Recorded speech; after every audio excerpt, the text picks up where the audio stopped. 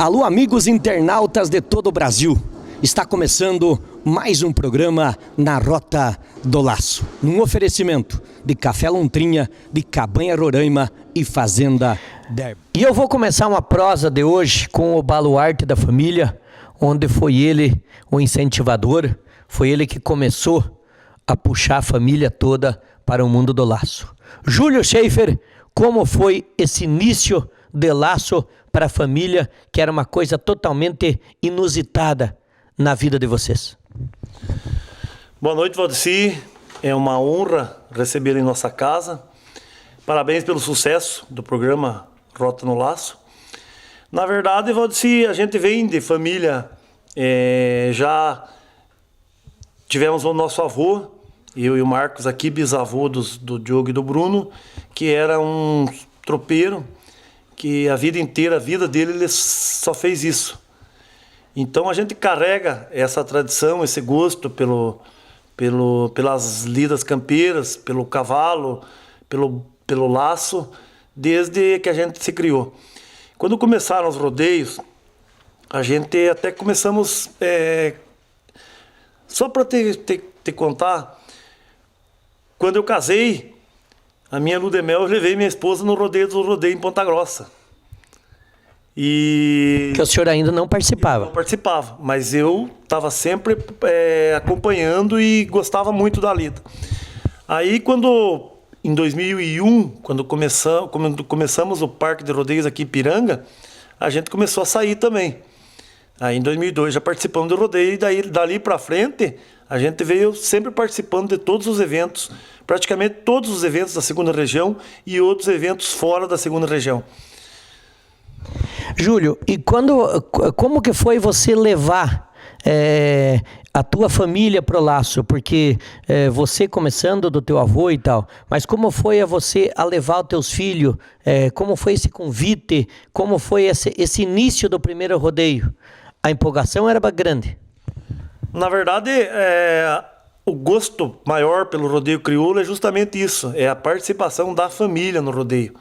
Eu sempre falo para os mais jovens e para as pessoas que a gente conversa que o rodeio crioulo ele proporciona você disputar, é um esporte que você disputa com a tua família. Todas as modalidades com a família.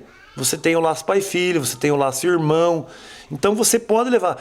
Outra coisa, você que a gente preserva muito e que a gente quer preservar no rodeio crioulo é o respeito entre as famílias.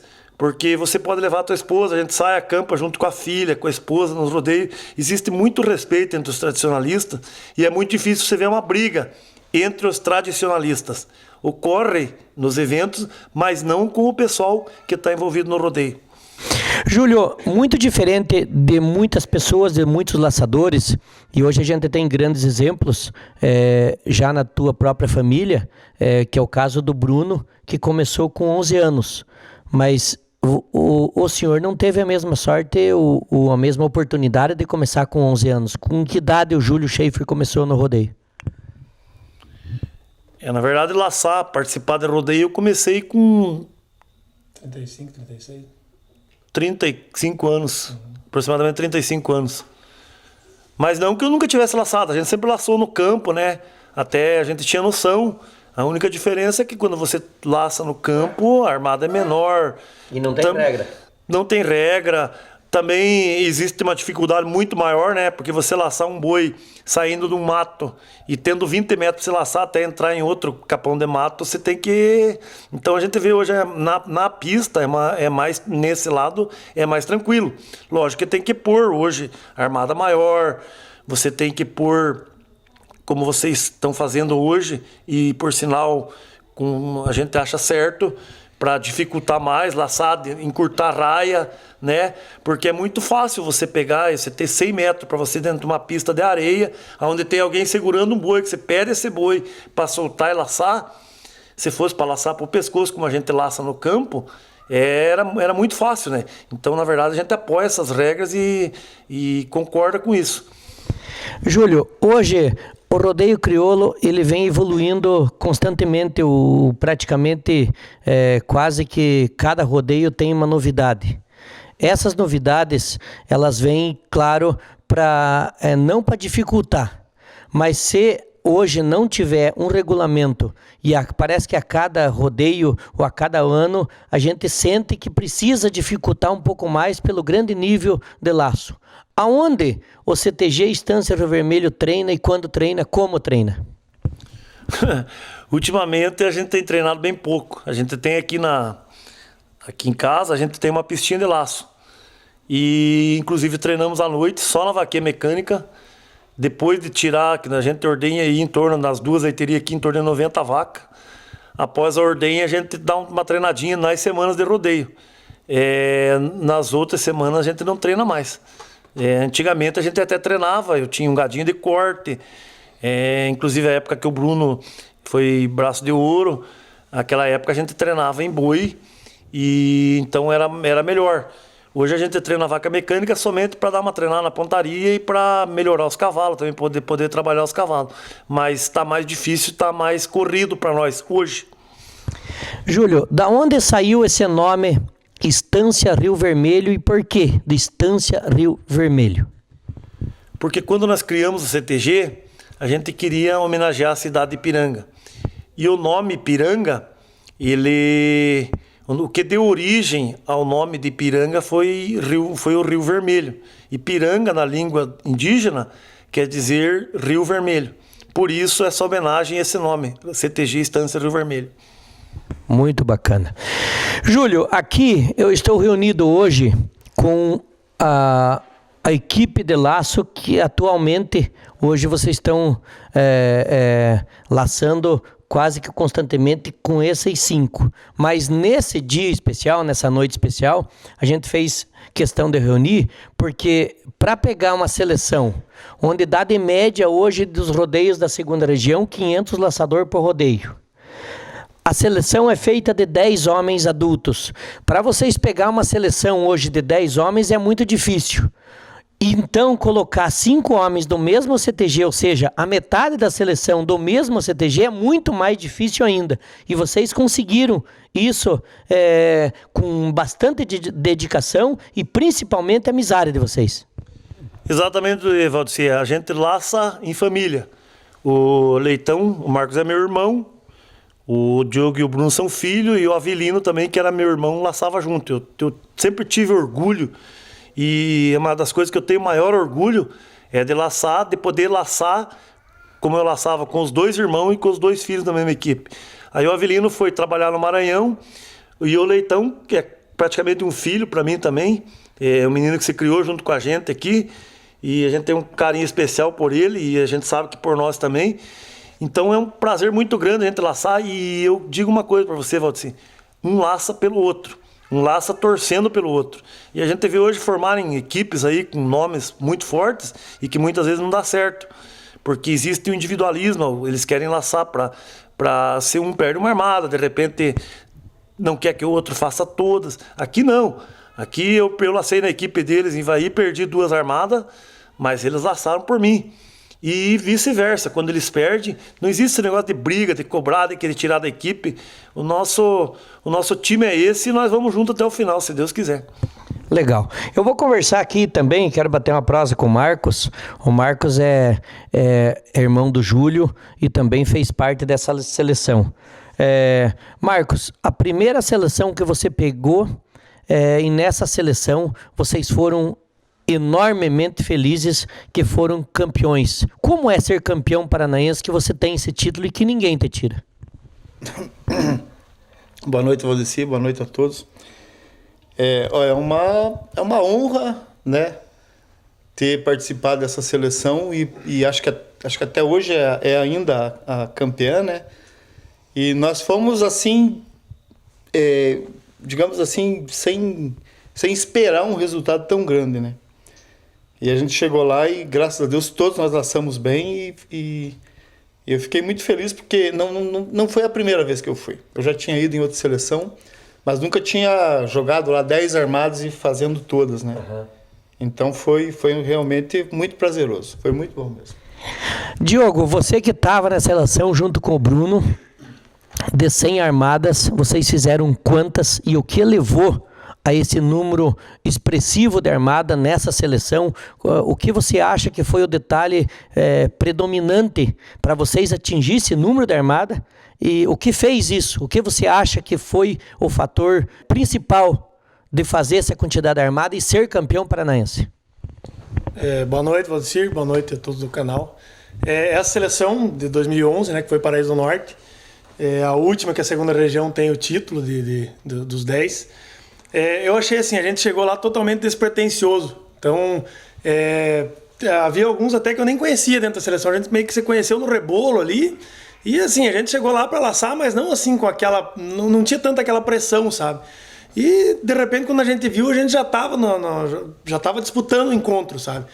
Até teve uma história interessante de minha parte, assim, porque eu fiquei em segundo naquele ano de armadinha, lacei bem o ano inteiro e tal. E cheguei na seleção, fiz a primeira armada e de repente deu aquele branco. Errei uma, errei duas, daí já não sabia mais onde botava o laço. E já tinha jogado 6 armadas naquele momento ali e tinha feito só 2, né? Na época era 10 armadas, então tinha aquelas armadas que corriam só os 10 homens, né? Então foi, se não me engano, foi à noite. E eu já tava naquele desespero. Daí todos que participam sabem, né? Que até quem vem falar bem parece que prejudica, parece que é ruim aquilo, né? Você não quer ver ninguém mais. E aí chegou o Edivan na época, né? A gente tinha se conhecido ali e tal, mas o grupo era muito unido, assim, o pessoal vinha conversar e tal, e o Edivan não me conhecia, ele falou que tava meio com medo de vir falar, até ele chegou e falou, viu, Joe, vou te falar uma coisa, você tá jogando uma pedrada na cabeça do boi. Então, amacia, faça isso daí. Até naquela passada, a gente veio e fez as 10 armadas, né? Eu lembro, por sinal, que eu peguei uma Nelore, né? O gado era mais Nelore. E o laço pegou só nas aspas, assim, no toquinho de aspa, fez aquele X, assim, e eu meio que abandonei a armada. De repente, quando eu vi, tava serrando e todo mundo entrou gritando no brete, assim, o boi cerrou. E dali em diante eu firmei e fiz o restante. Então, o grupo chegou até mim e fez que eu firmasse para ganhar. Então, talvez hoje difícil a gente ver isso numa seleção, né? Principalmente dos 10. Muito individualismo, muito... Então, ali não, ali era pessoal mais, não sei, o pessoal simples, chegou totalmente despretensioso e acabou. E na época, como você me perguntou, a gente fez 87 armadas, né, Bruno? 87. Que foi, na época, foi o recorde de armadas que a gente quebrou, que era da 4ª região na época. 87 armadas de 100 é muita armada, né? É muita armada. Nesse 2011, o Kelvin ainda era muito criança, né? Inexperiente de laço, de nervosismo, de tudo. E o Kelvin deu conta do recado. Boa noite, Kelvin. Boa noite, Valdecir. Agradeço a oportunidade de estar aqui hoje no programa da Rota do Laço. E realmente eu era inexperiente, tanto eu já tinha ido em outra seleção, mas de rapaz. Foi a primeira seleção minha dos 10 homens e foi bem engraçado porque eu era uns que estavam com mal de armada para pegar a seleção. E com o incentivo do Diogo, do Bruno, eu acabei indo pro rebolo, que os meninos mesmo são prova que eu não ia nem pro rebolo, que eu tava mal de armada. Eu falei, vou lá só assistir vocês, torço pra vocês.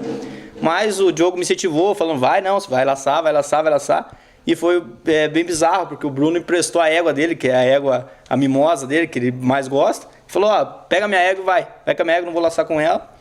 Eu falei, então, já que você vai emprestar, então eu vou. E acabei que fui no rebolo, e foi bem interessante, que no rebolo eu fui indo, fui laçando. Na 8ª armada, o Bruno chegou e falou pra mim assim, viu, se fizer mais uma armada, você tá dentro da seleção. E eu tava com o nível de armada bem baixo mesmo. E eu fiz a 8ª, fiz a 9ª, e fiz a 10ª e entrei direto na seleção, entrei direto nos 10 homens, sem disputar vaga, sem nada. Eu e o Edivan ainda disputamos o troféu das 10 armadas, e o Edivan é um cara que eu conheci lá nesse rebolo, e acabamos que a gente foi para a seleção e tivemos a felicidade de ser campeão, e num grupo muito, muito unido. Não foi um grupo que foi com favoritismo, foi um grupo que foi... todo mundo tinha... Até uma certa... Ficava meio assim com o grupo, que uns falavam mal, que era um grupo muito fraco. Só que podia até ser fraco, mas era um grupo unido. Era um grupo que um torcia, como o Júlio falou, um torcia pro outro. Não tinha aquele de ficar um torcendo contra o outro. Todo mundo torceu a favor, todo mundo se ajudava e acabou que a gente teve a felicidade de ganhar e ganhar muito bem, numa pressão muito grande, que a 8ª região era uma seleção muito, muito forte. que muitos laçadores que foi na 8ª região, que eu até hoje ainda tenho como um ídolo, que estava na 8ª região. O narrador da 8ª também era muito bom, e então, os meninos todos sabem que arrepiava o pelo quando ele começava a narrar no Paraíso do Norte. Um sonho de todo mundo laçar naquela pista coberta. E a gente teve a felicidade de ser campeão e ainda fazer 20 armadas no domingo e igualar o recorde, né, da 4ª região. A gente bateu o recorde. A gente bateu o recorde, né, naquele ano. E teve a felicidade de ser campeão, né. Quando tem que dar certo, tudo dá certo, né? Tudo dá certo. Eu gostei do chapéu novo dele. Eu acho que esse chapéu, acho que tem. Viu? E tem que vender caro esse chapéu, porque para ele ficou bom o chapéu. Deixa eu passar para cá. Em 2011, você já foi a referência. Ali em 2011 já começou o Bruno despontar na frente como um favorito ao Braço de Ouro, Braço de Diamante, ou ainda não? Na verdade, em 2011 eu já cheguei lá, eu já era Braço de Ouro, já tinha ganhado o Braço de Ouro em 2006, já era Braço de Diamante em 2007, e eu já tinha sido campeão dos 10 em 2008. Ah, então na verdade você já foi já com sobra de experiência já. Não, na verdade não existe isso, né? Não existe isso, é que nem favoritismo, né? Não existe, né? Depois que acaba, você sabe quem que ganha. E, na verdade, eu era um dos mais experientes, né? Eu era... todos eles já tinham laçado em seleção, mas eu era um dos que mais tinha ido. Mas só que, independente se eu já tinha ido ou não, ninguém acreditava, não. Era muito pouco acreditado na seleção. Tá, e você lembra quem montou essa seleção? Quem botou a ordem? Quem começa, quem termina, quem foi o meio? Tem noção? Na verdade, eles tinham... O coordenador, na época... o pai ia puxar e eu ia ser o nono e o seu Gabriel Moraes ia ser o presilho, sabe? E eu pedi pra mim, eu queria fechar. Eu já era pra mim ter fechado uma outra seleção, e daí eu acabei ficando por nono, nós acabamos ganhando 3º lugar em Mandirituba. E daí eu queria, porque na verdade a equipe nossa era o pai que puxava e eu que fechava. E daí eu pedi, então o pai puxou e eu fechei a seleção. Você veja que maravilha. Quando tem que dar certo, eu digo, tudo dá certo. A satisfação dele, de o pai dele abrir a seleção e ele chamar a responsabilidade de fechar a seleção. Só quem tem uma grande personalidade e confiança no seu próprio taco. Porque senão, normalmente, nesse momento, a turma quer mais ficar por meio e se esconder, né? Eu quero... O Bruno já entrevistei e o Bruno já me contou sobre o seu ídolo, né, Bruno? Mas eu ainda não sei o ídolo de cada um da família. Eu gostaria de saber. Bruno, você pode até repetir quem é o teu ídolo e quem é o cara que você respeita hoje como laçador, como ser humano, hoje que é base, que é a tua base? Da outra vez que você me entrevistou, eu já disse que o meu ídolo é o Éder Barbosa. Por tudo que ele já laçou e laça até hoje, né? Então, o Éder Barbosa é um cara que, quando eu comecei, ele era despontado, um dos melhores do Brasil. E hoje ainda ele continua, pode pôr entre os 15, não vamos dizer entre os 5, né? Mas entre os 15 do Brasil aí, pode pôr Éder Barbosa sem medo. Aonde tá o Éder, aonde ele estiver, ele sempre vai chegar no final. É isso aí. Ele sempre pode ter certeza que ele às vezes não pode ganhar, mas que ele vai estar na final, ele vai estar. E pra mim hoje, quem tá destruindo no laço, eu acho que tá laçando muito bem, tanto no Aspalo quanto no Mocho, é o Pompílio Ramos. Pompílio Ramos. E ainda é muito um menino ainda que tem muito tem um potencial. Eu conheci o Pompílio, ele acho que dava na altura do meu joelho, mais ou menos. Você imagina. Diogo, quem é o ídolo do Diogo? Em quem o Diogo se espelha? Olha, o meu ídolo, que eu me espelho, é o que o Bruno falou aí, é o Éder. Que quando a gente começou a laçar lá atrás, na época que a gente começou, acho que ele tinha 18 anos, na época ele já tinha ganhado Vacari.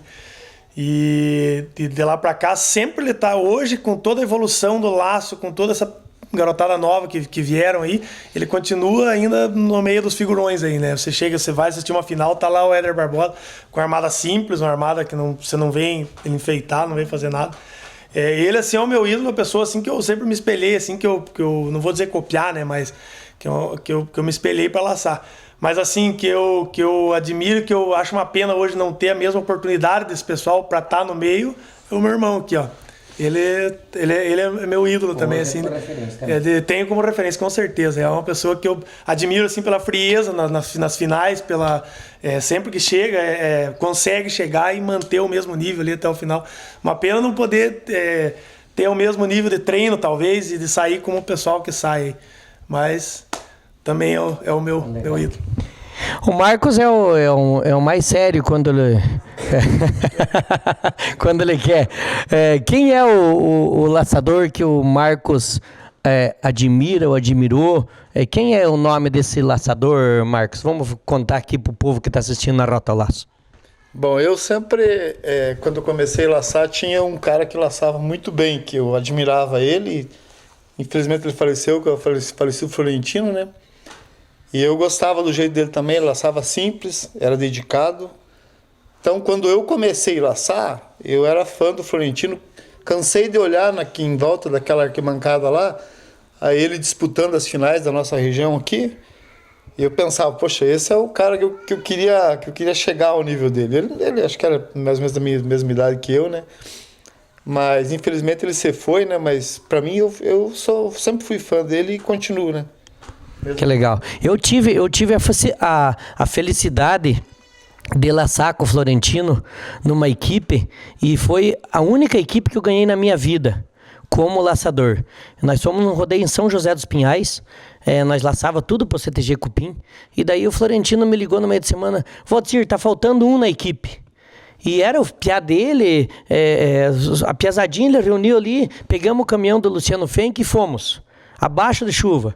Mas eles estavam pensando mais no bailão, que tinha um baile garoto de ouro e mais um conjunto junto, do que no laço.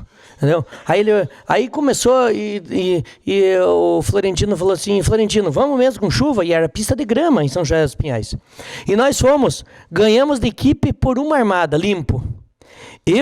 Por uma gata que nunca mais aconteceu, eu peguei o individual. Tinha 26 no individual. Aí ganhamos o laço equipe, era um bom dinheiro na época. Hoje acho que era uma média hoje de tipo de R$500 por cada um. Para nós, nossa, já fomos lá totalmente para brincar. Aí ganhamos, aí fomos para o individual. Aí o individual, tinha 26 no individual, eu caí quando ficou 4, cara. Nunca mais repetiu, quer dizer, achava difícil de repetir de novo, né? Mas eu tenho boas lembranças do Florentino, até há pouco tempo ainda que acabou o laço que eu ganhei de presente do Florentino, ainda que eu laçava. Agora estou laçando com outro que ganhei também, do Matheus Gonçalves.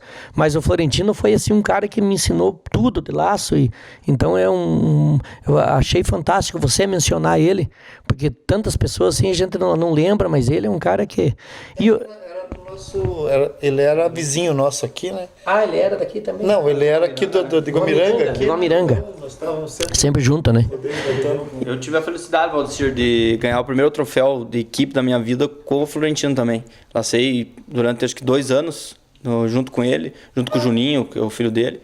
E o primeiro troféu em 2007, no rodeio que o Júlio estava fazendo de patrão, aqui em Piranga, a gente ganhou com ele, com o Flor. Então, devo grande parte da minha história de laço, devo pro Florentino e pro Juninho também, que foi um grande amigo meu até hoje. Todos nós, né? Todos nós. E é um cara 100%. Tem que falar. Júlio, quem é o ídolo do Júlio Schaefer? Pode ser o meu ídolo no laço comprido, é o Vanderlei Vaz. Eu sempre acompanhei desde antes de começar a laçar em rodeio comprido, e eu também admiro muito a simplicidade dele, porque a gente também, você mesmo vê, vem de uma família humilde, né, que batalha muito para poder sair, para poder participar dos eventos.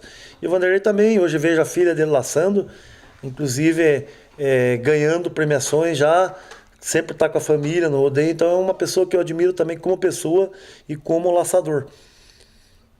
Legal. Eu até, na verdade, eu vou estar entrevistando o Vanderlei Vaz, que o seu Júlio citou aqui no duelo. Agora, dia 29 de agosto, primeiro duelo do Genaurinho Cortes, juntamente com o GR Rodeio. Fica o convite para todo mundo aí no dia 29 de agosto, a 1º de setembro, mais de R$100 mil em prêmio. Estarei lá montando o nosso estúdio na Rota do Laço e a gente vai estar trazendo grandes entrevistas a partir do mês de setembro, onde vai estar os melhores laçadores do Brasil. Quem é o ídolo do Kelvin Bonetti? Então, Valdecir, eu tive um ídolo muito grande quando criança, que foi talvez que teve um maior passo para eu entrar no laço comprido, que foi o Aristide Galvão, que foi que é meu tio, pai do Cláudio, de Ivaí ali, todo mundo. Foi o primeiro espelho meu que eu, quando pequenininho, até então, o Cláudio mesmo, meu pai me levava para os rodeios e eu via ele ganhando rodeio em Bituva, época, muito tempo atrás. Então foi um grande espelho, assim, um ídolo meu que eu tive na infância. Hoje, o laço é muito evoluído. Eu tenho outros ídolos, como o Tayan, como o Bruno citou, Pompilho, que são meninos diferenciados. Mas na infância mesmo, o maior espelho meu foi o Aristide. Você veja, eu não sou tão velho assim, Júlio, mas quando eu acompanhei os primeiros rodeios em Bituva, quando era lá no Parque Velho ainda, e o Aristide Galvão, ele era a topzera do laço da época. Era ele, era Diogo Taques, era esses homens, era o pessoal da família Andrade ali, do falecido Orlando Andrade, entendeu? O Nenê. Então, tipo, eu acompanhei tudo, esse povo do laço e como mudou os laçadores de lá para cá. Entendeu? Antes era um laçador, ficava por anos reinando. Hoje, não sei quanto tempo fica reinando, porque é muito rápido. Né? Talvez um evento no outro já muda. Às vezes é um na sexta-feira. Exatamente. Então, como evoluiu o tal de laço, só que evoluiu tudo, na verdade. E o laço não pode parar também, né, Júlio? A prova está aí do próprio laço sintético, né? Que, tipo, tem gente que... mas o laço sintético e tal. É uma questão de adaptação. Entendeu? Não adianta você pegar um laço sintético e ir lá no primeiro rodeio, mas o cara tá laçando um laço sintético, eu vou laçar também. Experimenta laçar para ver. É tudo uma questão de adaptação, né?